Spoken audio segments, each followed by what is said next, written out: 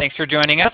For those of you who don't know Kirsten, she is she's just a leader in the nonprofit industry. She's a founder of the Nonprofit Academy. She's also an AFP Master Trainer, and she's worked with organizations such as the AIDS Interfaith Ministries of Kentuckiana, Presbyterian Women National Offices, Community Health Centers, Inc., and the Institute of Internal Auditors. And her resume is just way too long for me to read. Those are just sort of the nuggets I pulled off of her website. But if you'd like to learn more about her, you can check out the nonprofitacademy.com. So thanks for being here, Kirsten. It's really great to have you. Thanks for having me. And also joining us is Jay Love. He's the founder and CEO over here at Bloomerang. Hey there, Jay. Greetings. Some of you may recognize Jay as the original co-founder of eTapestry. He's also currently a senior vice president at Avectra, in addition to his duties over here at Bloomerang, which keep him very busy, of course. So thanks to you for being here with us also, Jay. Looking forward to it. Yeah, we've got a really great presentation planned. What's going to happen is Kirsten's going to get us started off. She is going to share her 8 tips on effective fundraising, so the namesake of our presentation. Really great information from what I've seen from the slides. And then after her short presentation, she's going to hand it over to Jay, who's going to talk about how to hang on to those donors after you've gotten them to donate to your organization following Kirsten's tips. And then what we do on all of our webinars is we'll save some time at the end for questions and answers, so probably about 20 or 15 minutes at the end.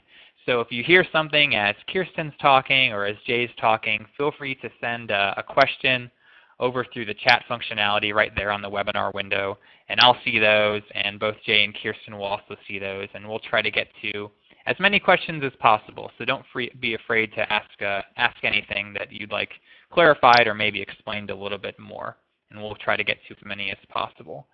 And so Stephen, they can go ahead and ask us questions in chat at any time, right, throughout? Yeah, definitely. While they're talking, whenever you want. You don't have to wait till 1:40 or so. So don't be bashful. So without any further ado, I'm going to hand it off to Kirsten, who's going to get us started. So Kirsten, go ahead and take it away. Okay, thanks so much, Stephen, for that great introduction. And one of the easiest ways that I've learned to keep donors and to retain our donors is to make sure that they're acquired in a good, positive way in the first place. So throughout my presentation, I'll be focusing a lot on how to think with your planning in terms of keeping your donors for the long run. A little bit about me, because a lot of people are curious. What's my background? How in the world did I end up in fundraising? And why should you listen to me? So I like to share a little bit about my background. I was introduced to nonprofits from a very young age. Starting at between age 2 and 12, I spent summers at a camp for kids with physical disabilities. So I got to see firsthand the positive impact on all the kids who came. To be able to really have a fun childhood, normal childhood experience as they were growing up. My brother had muscular dystrophy, and I think that was really instrumental in my decision to choose a profession such as fundraising, where I can really help empower people to raise money and move their organizations forward in a really big way. So I think those 2 things were really instrumental in my decision to pursue this path. It was working on an undergraduate degree in theater and stage management, where I was first introduced to the formal environment of fundraising. My work study was in the foundation office, and so I got to make photocopies of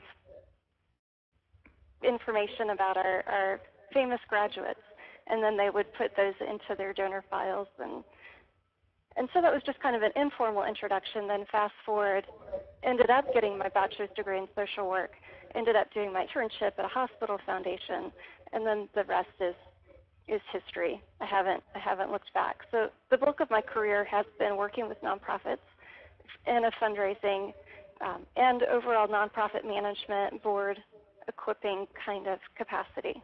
That's a little bit about my background. So now we can jump in right into the 8 steps. And these are 8 steps to fundraising success.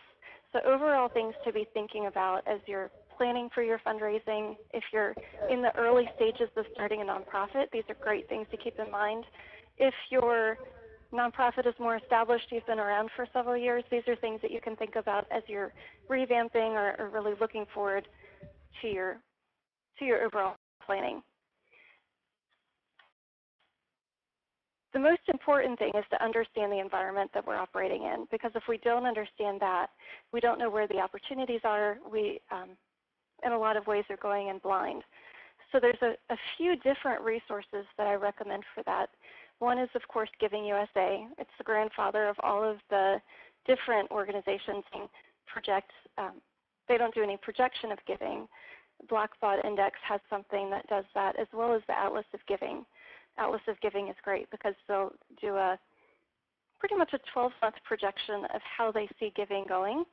So right now, giving is up for the year. Overall, they're anticipating, the index is anticipating a 6% overall growth in fundraising this year. But you can just Google Atlas of Giving if you want to look up more information about that.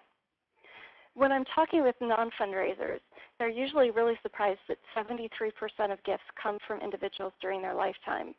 So if you have not shared this information with your board, it's great for them to know that, because then you're educating them to make good decisions about your fundraising planning.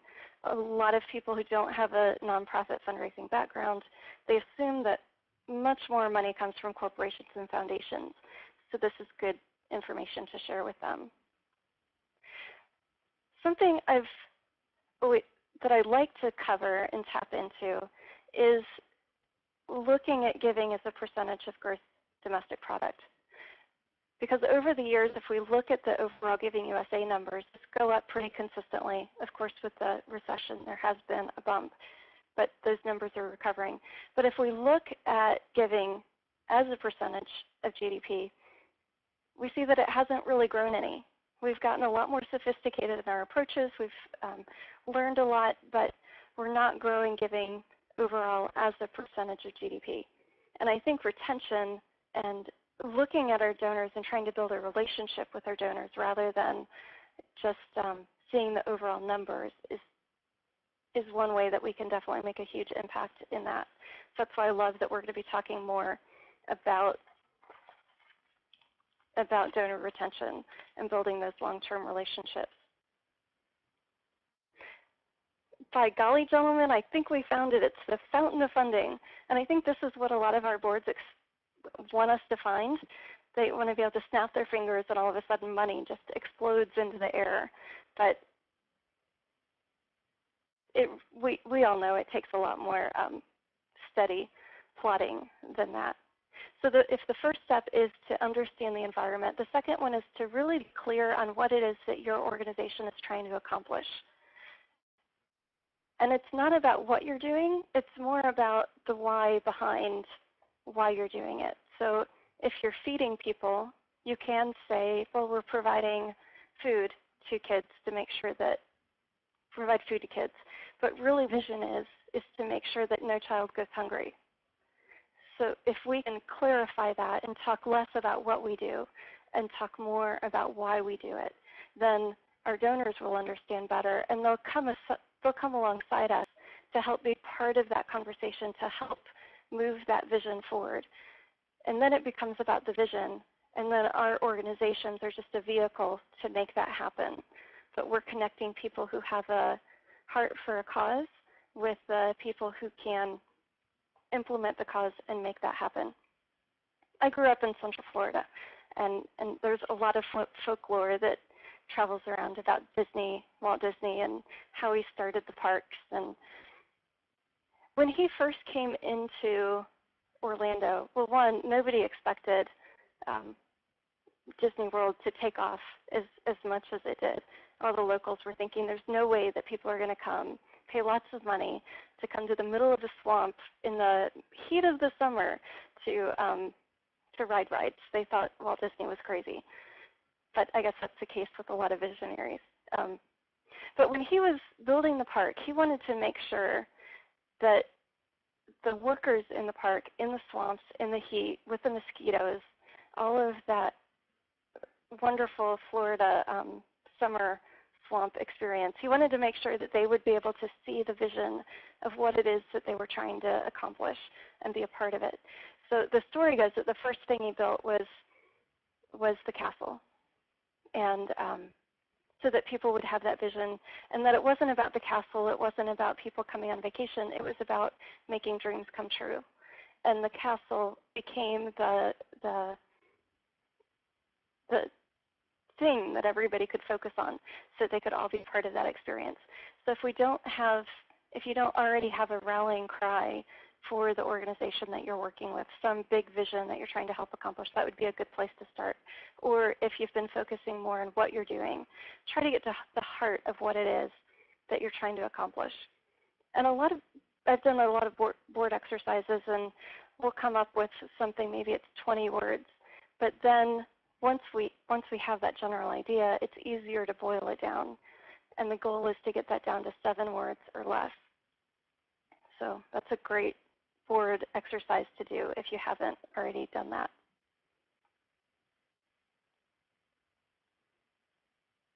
Step 3, we need to let people know, we need to communicate people. We need to let people know what it is that they're supporting. So the case for support is a great vehicle to do that. And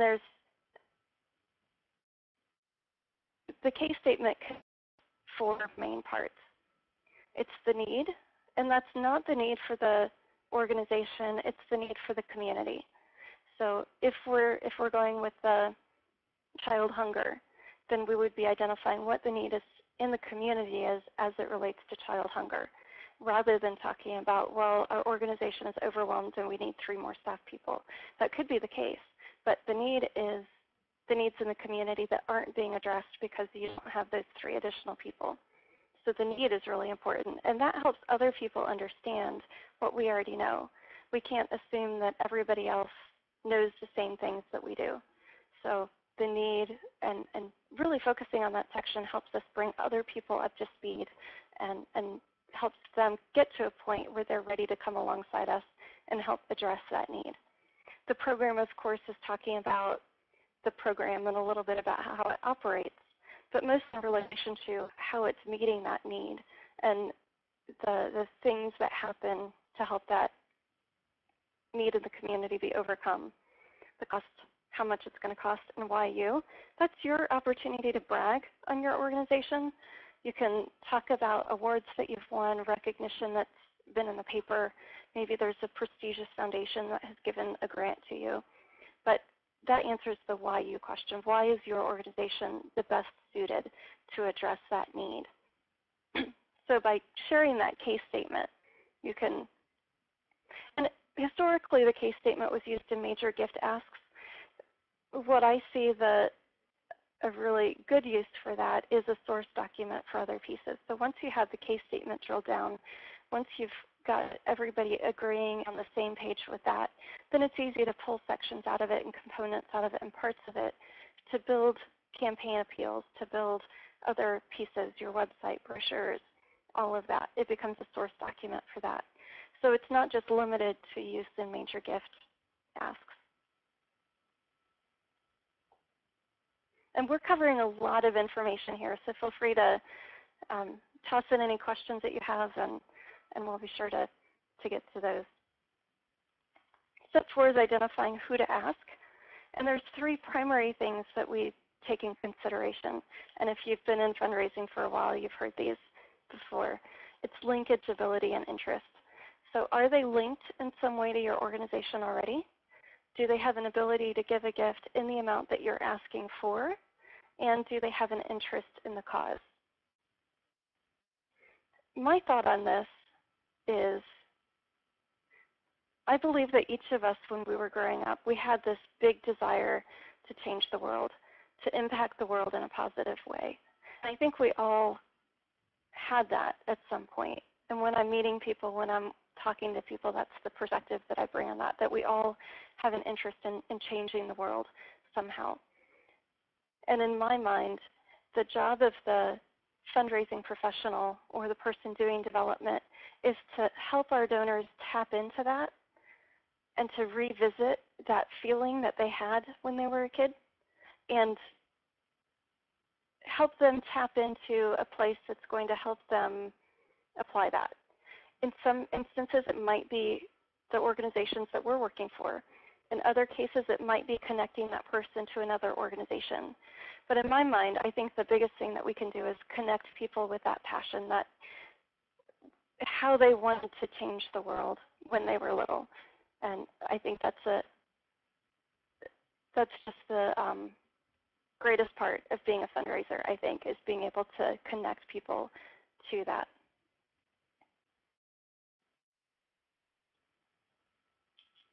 Step 5, of course, is getting the word out, letting people know about the organization. I can't count the numbers of organizations, people I've spoken to with organizations of all sizes, from small local community groups to international ministries, who say we're the best kept in town. So it's our responsibility to let people know about our organizations and what we're doing. There's a lot of different ways that we can do that. Press releases. There's a group called HARO, Help a Reporter Out, and you can just Google that, and then you can find reporters who are writing on different topics. So the reporters are looking for assistance with their articles, they're looking for information, and then you've got people who have information to provide. That's you. So search out those reporters who are looking for information that you can help them with, and that will help you get the word out. And there's a lot of different ways as well. And here's just a few. These are primarily focused on online type engagement items, but they can give ideas for all levels. And I am going to take just a quick moment to go back to the case statement. And for Marnie, the cost was that's how much it's going to cost to run the program that you're asking for funding for, or it could be the budget for the whole organization. And I think I skimmed over that, so wanted to fill in that blank. And the name again for the reporter site was HARO. That's Help a Reporter Out. And their web address is not HARO, so I suggest that you Google that. But you could just do Help a Reporter Out, and that'll show up.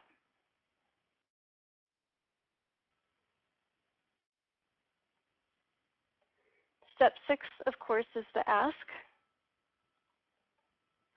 Because if we don't ask for a gift, people don't know that there's a need. At some point, we do have to ask, but it's not begging. As I mentioned before, it's about helping people tap into that desire to change the world and giving them a vehicle to do that. And for some people, that comes off as a no-brainer, of course. For other people, that does require a little bit of shift in attention.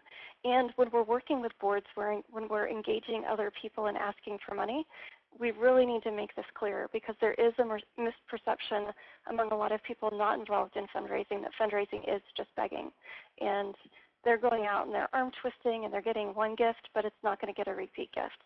So we really need to let our board members know that it's not about begging. It's really about helping people identify what they're passionate about and connecting them with that. And I think too that this is the biggest way that we can keep our donors engaged with us, because then we're going in with in a trust environment rather than somebody feeling like they're taking advantage of. So asking for a gift in a right way that's comfortable for you, that's comfortable for the donor, is going to be the best way to keep a donor long term.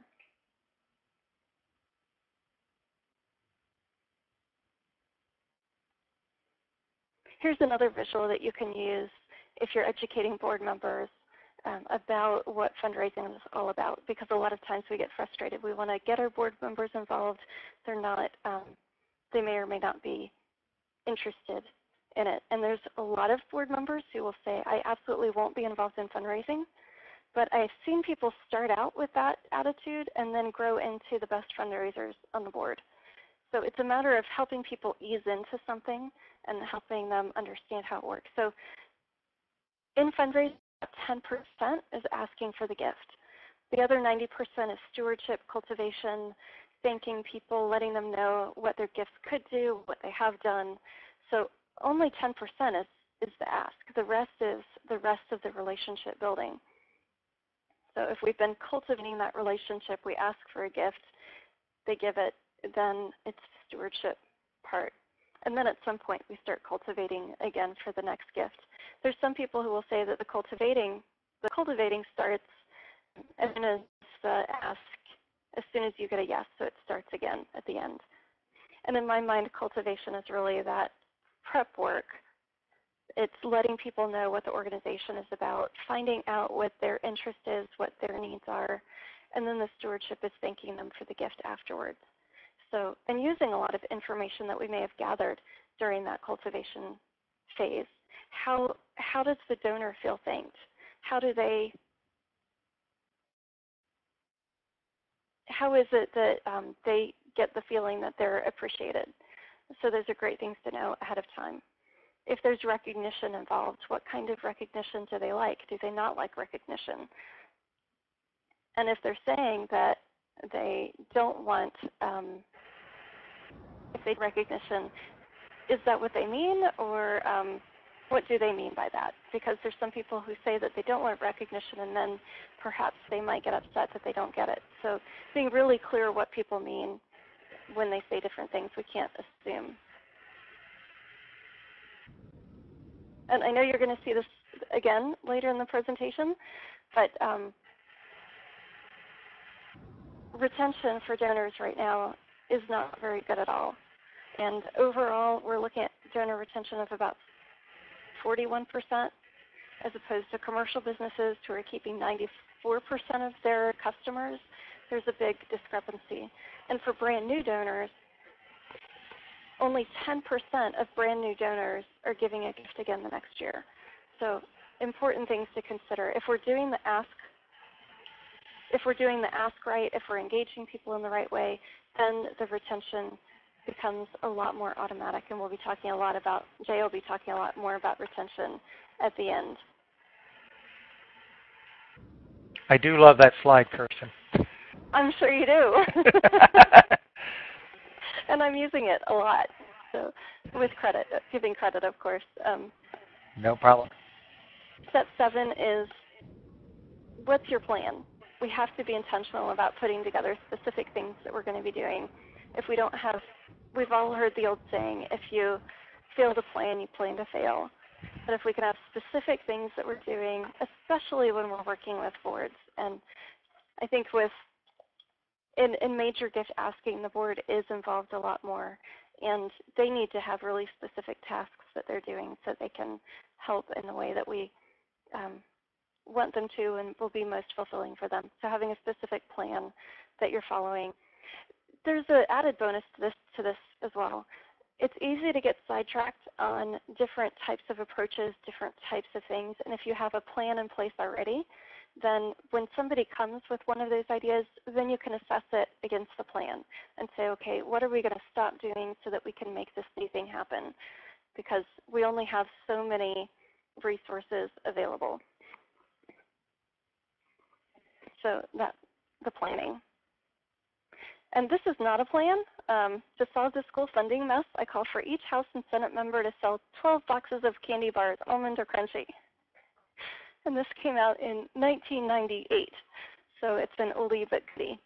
And the author agreed to let me use that. But that's not really a good plan, because we all know the whole pyramid of giving, and I'm not going to get into that because that's a whole different conversation. But typically we'll have different people giving different amounts at different levels. So a one-size-fits-all approach won't work very well. And then, of course, step 8, build your team. And that could be people who are staff members, it could be volunteers, it could be people in other departments who are your informal advocates that you can educate and get them on board with the whole plan, because fundraising does not happen in a vacuum. It requires assistance from all different areas of the organization. And in small organizations, I've worked with a lot of one-person shops where it's one person doing everything. Then the only way to create more time is to find your people to help and train them up. So it's really important to build a team, find people who are passionate about the cause, who want to help build those relationships. So those are the 8 steps. And to summarize really quick, you'll get the slides. But step 1, understanding your environment. And that's the local environment that you're working in, as well as the overall national market. Crystallizing your vision, knowing what it is that you're trying to accomplish, knowing how to communicate that to donors in a way that they feel like that they can be a part of it and that they feel like they can get excited about it. Step 3 is telling your story or communicating your vision through the case for support. And in that way, you're engaging people, giving them the information that they need to make a decision to be part of the organization. Identifying who to ask so that you have specific people in mind that you're going to talk to.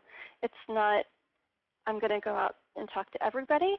It could be, I'm going to talk to people who are active in the business community, or I'm going to talk to people who are active in their church community, or you'll identify 20 specific people who you're going to call in the next month to see if there's any interest in getting together to learn more about your organization. So specifically knowing who to ask. Step 5, getting the word out, raising awareness. Step 6, asking. Step 7, having a plan together. And finally, step 8, building your team.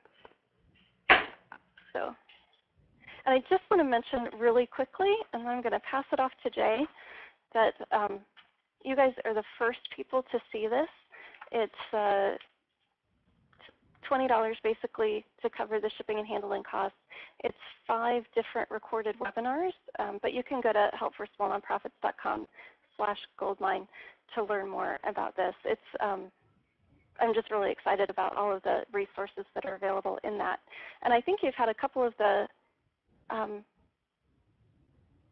Kent Stroman is one of the webinars, Sandy Reese is one of the webinars, and I think that you've had her have both of them on the training webinars. Yes, we have. Yes. Done. Yeah, okay. Yep, been wonderful partners to present with. Yeah, they're fabulous. They're great. But Jay, I would like to go ahead and turn it over to you and learn through all of your great information.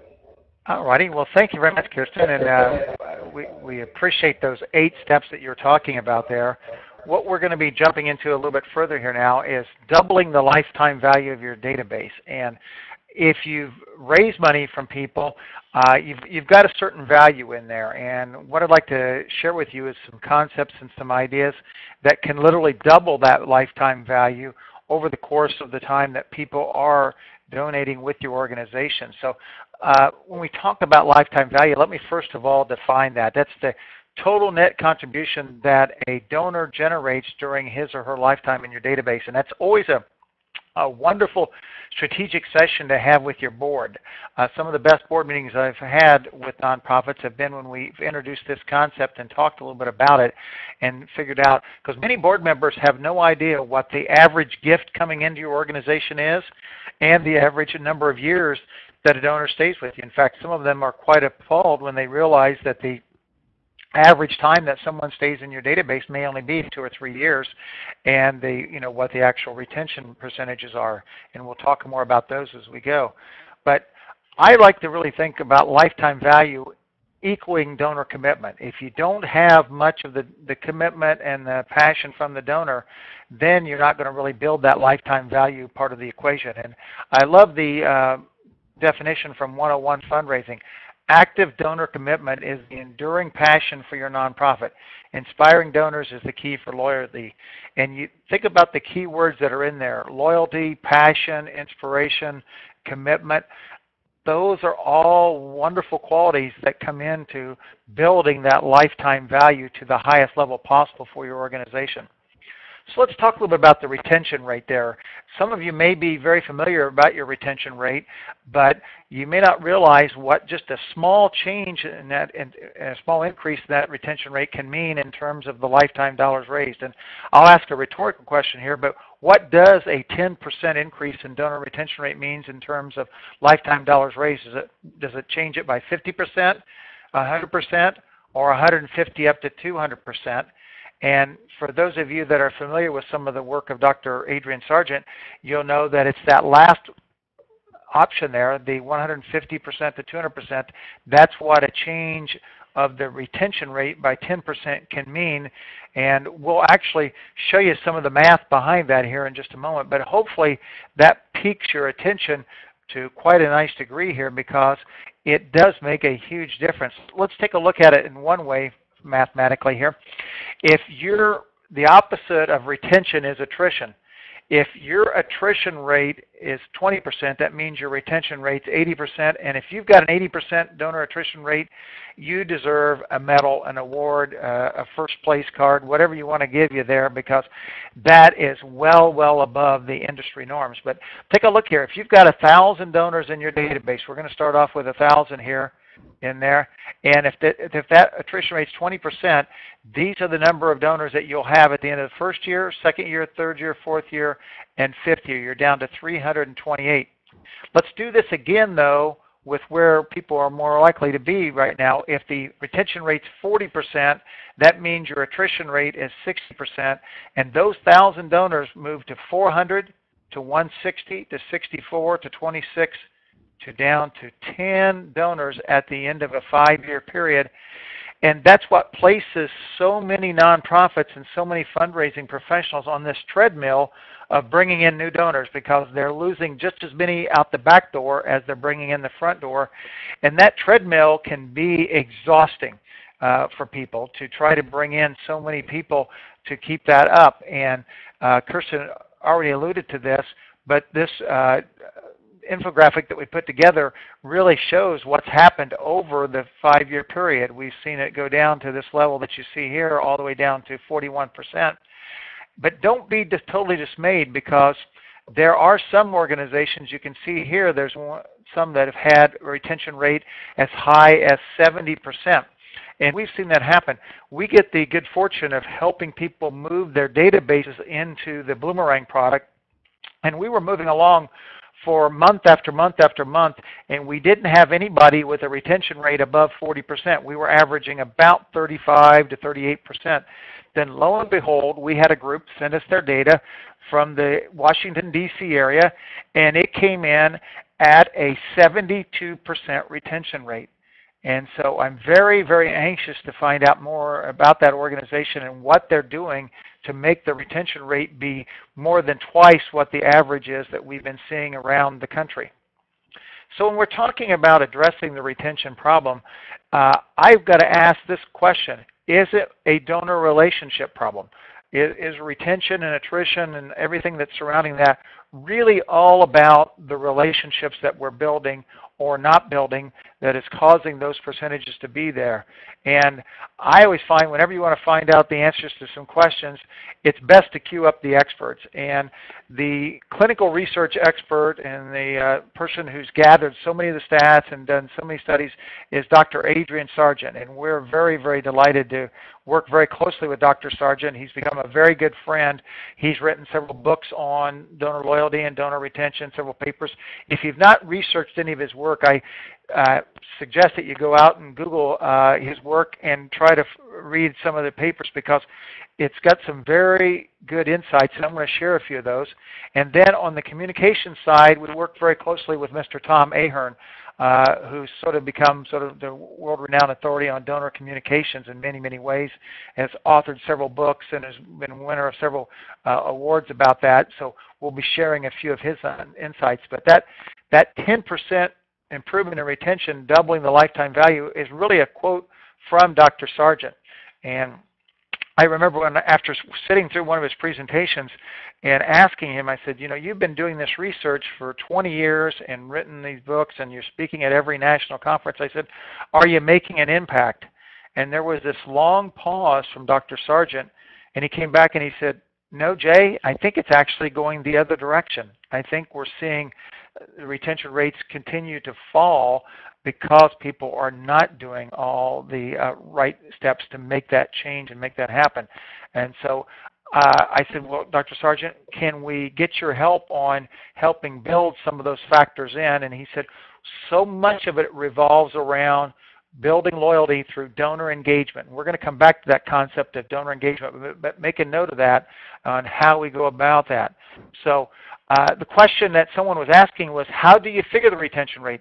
Well, believe it or not, you could not have asked a better question, because that's my very next slide. Calculating your retention rate is a fairly simple mathematical formula, although 9 out of 10 nonprofits I talk to every day have no idea what their retention rate is. You basically take the number of donors that you had in the prior 12 months and use that as the bottom part of your division there, and put above it the number of donors in the current 12 months that came from that same pool. So if I had 1,000 donors in 2011 and 400 of them came back and donated again in 2012, that would be 400 over 1,000, or I would have a retention rate of 40%. And there's several ways of figuring this, because sometimes you want to make sure that you're figuring that not only overall, but you want to figure it on first-year donors, and you want to also figure it on the donors that are there on multiple years. And this can be done by the number of donors, or you can replace that number sign there with this, and you can do it based upon dollars. And if you do it based upon the dollars on both sides there, and my dollar sign are not very good, but you can do the same thing. And Norman, thanks for asking that question as we're going along here.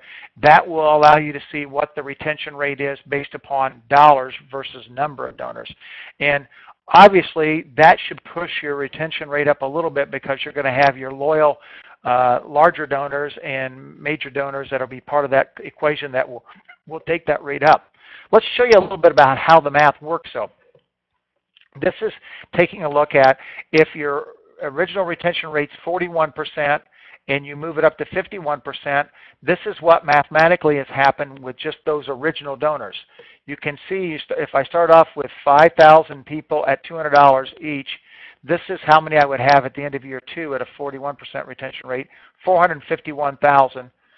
Over here, you would have 561,000. So you can see the difference is in excess of 110,000 already. And then that just keeps happening on down through here. But notice the difference here, that if you have a retention rate just 10% higher, the average donor stays on 4 additional years. And what's really special about those 4 additional years, that's where it comes in to the value pyramid here. The longer someone is with you, the more likely you have of pushing them up through this pyramid and moving them from the bottom 2 tiers up to the top 2 or 3 tiers for that. Because very seldom does someone come in at this level up here. If they do, obviously, we want to treat them much differently than we do the people that come in down here. In fact, one of the items that we sort of tried to build into the Bloomerang software is, if a gift comes in that's above your average gift amount, let's say the average gift amount for your organization is $234.79.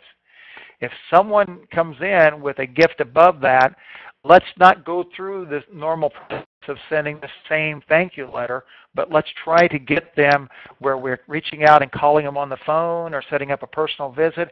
We're doing something special because they just did something special for them. And it can make all the difference in the world in building a relationship. I always share a test that I ran, and I wish I would have kept the statistical data, but in my previous company, of a donor management company by the name of eTapestry, one of the ways that I help train every new employee, and each of you out there can do this, so grab a pencil and jot this idea down. I gave each brand new employee $100, and I asked them to go make 10 $10 gifts with 2 rules. They could only make half of them online, the other half they had to do via the mail, and half of the donations were to go to charities in the local area, and half of them would be to national charities, because I wanted them to report back to me at the end of 90 days, at the end of 3 months, and let me know which of those organizations built a relationship with them or started building a relationship and which did not. And it was like getting an MBA for these new employees. They quickly found out how organizations built relationships with them in a very nice and wonderful manner. And if each of you out there do that, you can garner those same tips and tricks and and good practices that come into play that are in use by these organizations, because to this day I still have some of those employees that I know and I'm friends with on Facebook and other places that are still supporting those charities that they made that initial $10 gift to. And that charity was able to take them right on into being a long-term donor and of a much higher lifetime value. Now, figuring retention rate, I'm going to only show a couple slides from Bloomerang, but this is our dashboard. The first thing you'll see every time you log in is exactly what your retention rate is here. And we figure that from one day to the next, because we're always going back exactly 365 days, so you can see if you're moving that retention rate up or down over the next week or two or month as you're using the software, and you can start to see the differences that come into play there, because those differences can make a huge difference in the resulting lifetime value. Now let's share a little bit of Dr. Sargent's research here. And first of all, I thought I would talk a little bit about why do retail customers leave. Think in terms of like a dry cleaners, a restaurant, a pizza parlor, etc. for that. And think about why those customers leave. Well, 1% of them never come back due to death. Relocation is 3%. Won over by a competitor, believe it or not, is only 5%. Bad complaint handling was 14%, but the remaining 77%, the largest majority of the percentage by far, was due to lack of interest from us. And I often share the story of the local dry cleaners that's near my home. I have been going to for 14 years, and I have been yet to be called by my first name by the owner or any employee of that dry cleaners. And that's sort of, I cannot imagine, because every single week I hand them my debit card and it has JB Love listed right on there every single time. So I started doing an experiment. I found out what the name of the owner was and the employees, and I called them by first name every time I walked in the store. Still did not make a change to that. So, by the way, Mr. Dry Cleaners, if I'm going someplace else down the road, you know why. Let's talk about why donors leave. And these are slightly different, but yet there's some similarities here. No longer able to afford support. That was one of the ones that we heard most often in the research. No memory of ever supporting. That's sort of crazy. That means somebody did not really ever get back and let you know. And I can go from my experiments with the employees that were giving 10 of those donations out. Over 25% of those donations were never even thanked. No thank you in any way, shape, or form. The organization asked again, but for inappropriate sums. People felt that other causes were more deserving. They were not reminded to give again. Wow, communication issues. The organization did not inform how the monies were to be used. That's sort of scary too, that's something that donors want more often. But overall, when you add it all up, they just did not feel connected to the organization. And there are so many ways, and we will be doing some future sessions on communication methods and methodologies for doing that. Steve and I know Tom's going to be with us actually in September, and you'll be hearing more about that, and you'll get a chance to know about that firsthand. But all these levels of connection really lead to the engagement. And what we're talking about with the engagement level, and this is one of the screens there in the Bloomerang product, we're actually measuring the engagement automatically based upon all of these different factors. Part of these factors are based upon their giving and types of giving and number of years and whether they upgrade or downgrade. Part of it's based upon the communications, whether they're opening emails, clicking on links, forwarding emails, unsubscribing, stating their communication preferences. Part of it is just whether people are attending events, like you see here, or whether they're volunteering. All these are levels of engagement. Even being able to track whether or not they're liking you on Facebook or saying something about you in other forms of social media, all of these factors come together to move this engagement needle up and down. And we now have this sort of magical meter that can tell you when someone is engaged enough to ask them about a major gift or multiple gifts in the same year. And one of the things we're really excited about, and we work really closely with Dr. Sargent, is tracking all of these items behind the scenes so you can just do your day-to-day work, and those engagement levels will be tracked automatically for you. So let's talk about 6 key retention drivers that can help you double that lifetime value. Well, number one, as you saw from reasons for people leaving, really drip feed mission performance data. And do that in a very personal manner. Let the people know that are donating to you what they are doing that's having effect on your mission. Connect often, but connect in the manner that they would like to see you connected. Be personal. You've got to be able to segment that. Even something as simple as your thank you letter. I have helped probably 10,000 nonprofits move on to database systems over the years. And I remember going back to a nonprofit that I helped that was in Chicago that remained nameless, but it was a nonprofit that I helped install. And I went back 7 years later, and they were still using the exact same thank you letter. They had not made a single revision, and they were still sending the same thank you letter, whether you were a first-time donor, a major donor, a capital campaign donor. That same letter went out to every single person. That would be something that you can't hardly fathom that they wouldn't have changed that and made that different. Develop donor relationship much like you would a good personal relationship. That means on multiple levels with multiple vehicles. So whether it's written communications, electronic communications, via the telephone, via in person, at events, not at events, there's all sorts of ways of building that relationship so you're connected in many different ways.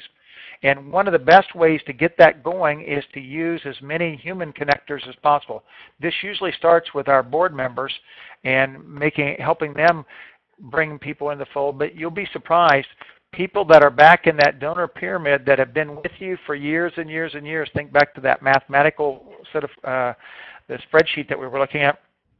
Someone that's been with you 10 years is more than likely going to be bringing other people to the fold that can be a way of building retention. And study after study have shown in the workplace the number one reason that someone stays and works at a company for years and years and years, and some of you may have heard this, I always thought it was very insightful the first time I heard it, it's because they have a best friend that works there. And when you think about this in the nonprofit world and donors, if your events are fun because their friends are at them or they know that they're talking with their friends and they're both donating to your cause, the chances of that person staying with you year after year after year have been increased demonstrably. And then last but not least, always, and I use the word always with a double underline there, communicate what their funds and monies are being used for and what they're doing. Be specific as possible for that. So I'll wrap mine up here. I know we've got some good questions here. Strive for donor satisfaction via donor commitment and engagement, which results in donor trust and donor loyalty. And if you can, close your eyes out there for just a second and think about if you could double the lifetime value of your donor database, what that would mean to your mission. And there are certainly ways to do it because all you have to do to double that is move the retention up 9 or 10%, and you can actually double that. So with that, Stephen, why don't we move into the question and answer period? Do we have any questions that have come in to Kirsten or myself? We do. We've got a few. That was just a great presentation, Jay, and Kirsten, really great tips as well. It seems like people were reacting pretty well to them. We've got about maybe 10 minutes, so we can get through a couple questions. And if anyone has any questions that they haven't asked in the chat room, feel free to send those over. And I'll see them, and I'll just field them here one by one. So Kirsten, thinking about your 8 tips, are there any, you've worked with a lot of nonprofits in your career. Where do people skip tips or maybe not focus on one instead of the other? Where do you think people sort of ignore some of the things you talk about? What do you think? What are you seeing there? One of the biggest ones that I've seen is skipping right to strategy, or skipping over strategy and going right into methods. So without trying to think of who you're reaching and what the right strategies are to reach that particular audience, jumping into figuring out what to do. So skipping that step of being strategic first and doing everything for a reason and because it's going to help connect with the right audience, if that makes sense. Yeah, definitely. What do you think, Jay? You've worked with organizations also. Well, it's hard to pinpoint exactly one. I would have to agree with Kirsten too that they skipped over that, but a lot of people that are on boards and are involved with it have not really figured out how the whole fundraising process works. And I think just having them be part of it in some way, shape, or form. One of the ways I found that helped people get involved and know what was important, they actually had us at one organization at a food bank I'm on the board of, actually write thank you letters, personalized handwritten letters. During the course of the meeting, we would write a few thank you notes to people and send them out. And we got to know those donors on a little more personal basis. And I think that helps bring us back to the case statement and all the other key steps that Kirsten was talking about. Great. Well, conversely, Rachel was wondering if any nonprofits come to mind in terms of people who do this the right way in terms of engagement and retention. Are there any nonprofits that come to mind when you think of people who are doing it the right way, who are really great examples of this? Well, without naming specifics, I could certainly name some of those, but two categories have come to mind. If you talk about most major universities, they have a pretty good idea of how to build that relationship and what the retention levels means to the university, and also they have gotten to a pretty good level of doing that. When you're talking about small and medium-sized nonprofits, which I know a lot of our audience is to do that, two groups that really come to mind in that arena are faith-based organizations that bring the tithing concept into play and make sure that they keep a lot of good communication going. And then groups that are involved with advocacy-related areas. That group I was talking about that had a 70-some% retention rate was a group that was very, very active in advocacy issues in the Washington, D.C. area. And as you can imagine, those are people that are pretty involved and quite fervent with what their emotions about the nonprofit that they're supporting. What about you, Kirsten? You mentioned Charity Water in the chat room. Is there anyone else that you see who really gets this?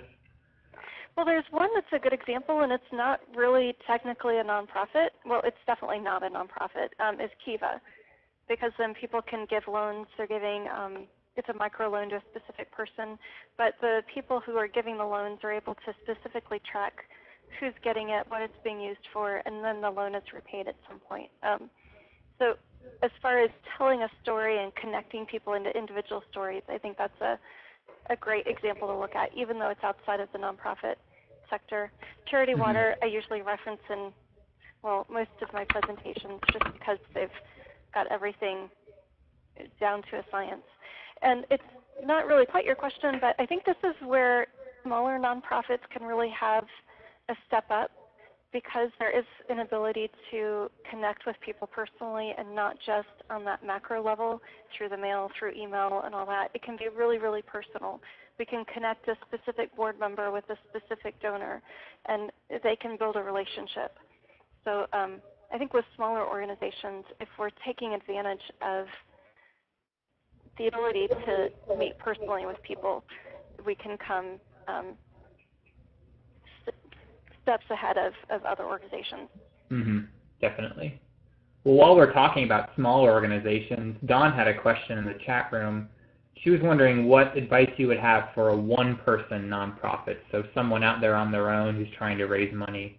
Would you suggest anything different to them in terms of someone who's just out on their own? I would suggest the first thing is to find a board member who can be a partner in the fundraising efforts. So not necessarily to be doing all of the fundraising, but somebody to be a champion who's not on staff. So with a one-person organization, it's so important to have the board engaged. So providing some training, some background to them so that they can help in a way that's going to be productive, and having one person on the board who's that conduit between the organization and the board and maybe the community. That can help. Yeah. Having and a board Kirsten, advocate in place can help that. You took the word right out of my mouth. It was if you're a one-person operation, you've got to have a strong board. I also think it's very important to find a few other mentors in your own community or own area of other small operations that are very well run and do that. And then I wouldn't be a technology vendor if I didn't mention it, but I would hope that you could find some easy-to-use technology tools that make you look and feel like you're a much, much larger operation.